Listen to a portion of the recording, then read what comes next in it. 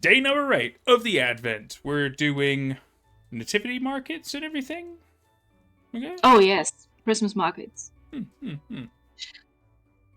Okay, but we'll start with nativity scenes and shepherds' plays. So I'll show you a whole bunch of pictures here because there are some cool scenes. For example, we'll start with live nativity, and that is from Ohio. They have an actual camel. Sorry, there are actual people sitting in the shed. Dedication. That is dedication in the cold. But you also have some nativity scenes where they just put up some statues. So that would be this here. And sometimes it's really just a cutout. Yeah. That is common. And then they have these mini sheds with tiny statues.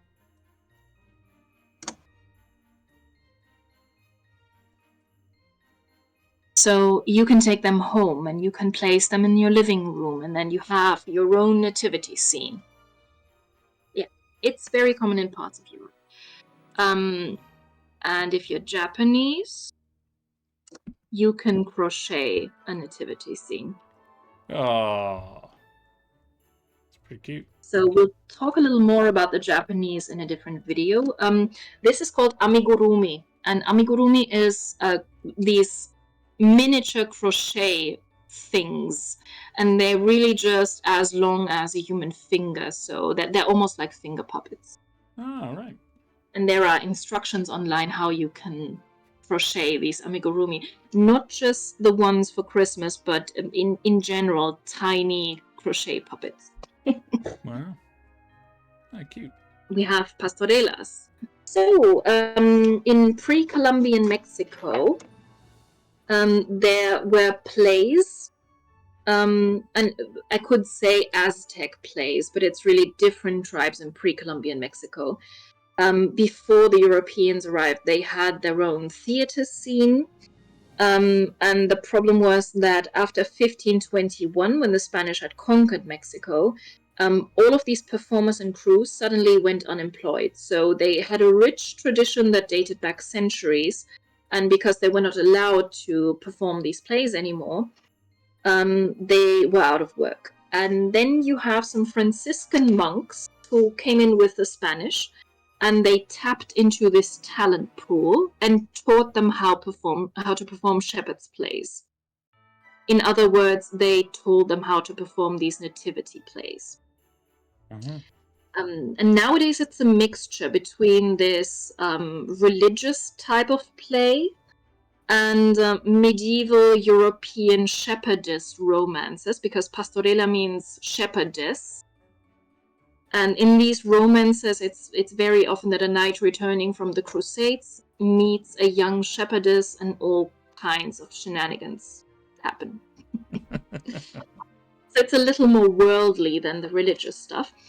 And they perform both nowadays. So what you see here are reenactments of the scene where the shepherds meet the angels, and the angels send them off to the shed.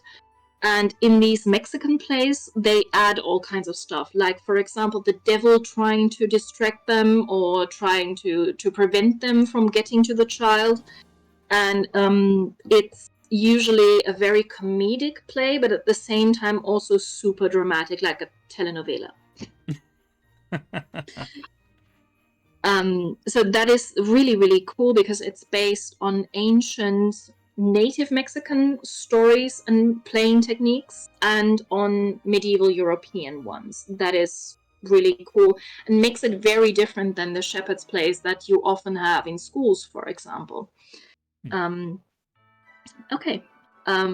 Last thing is Christmas markets.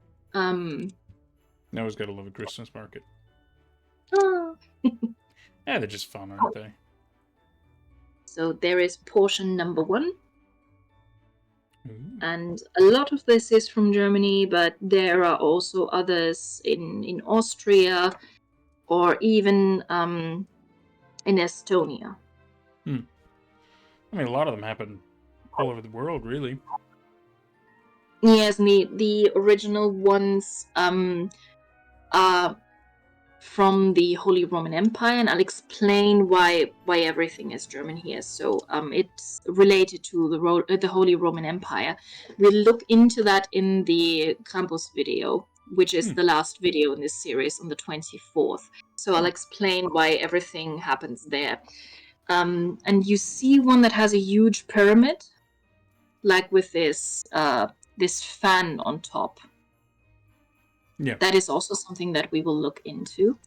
Last but not least, what can you eat and drink? Because these markets are not just markets for arts and crafts.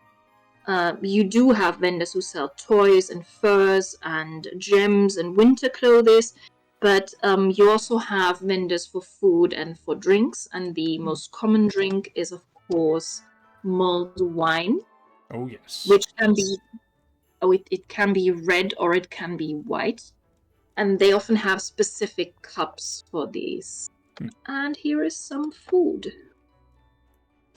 So this has all been going on since the 1300s, and it's spread within the Holy Roman Empire. The colorful things in the last picture are gingerbread, but you also see candied fruits, and you see sweet fruit skewers, you see candied nuts, and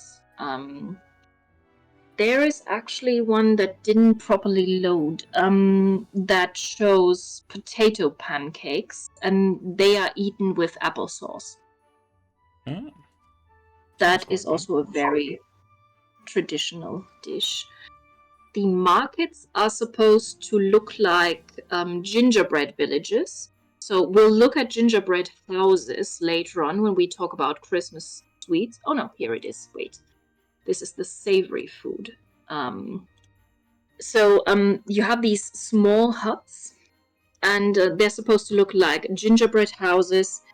You have carol singers, you have Christmas plays, and you even have beer halls in some of these markets. So it all looks very, very cute and different. And yeah, this is the savory food. And one last thing that we'll look into more closely later is tree cake. And that's it for this video. Wow. Got me all kinds of hungry now. Now you have Wow. to go on stream. Yeah, such a shame, isn't it? Well, that's day 8 of the Advent calendar down. Week 2, we're changing it up to common Christmas items. See you soon. See you. Thank you so much to my YouTube members and Patreon members for all the love and support. It's thanks to people like you that we can keep growing.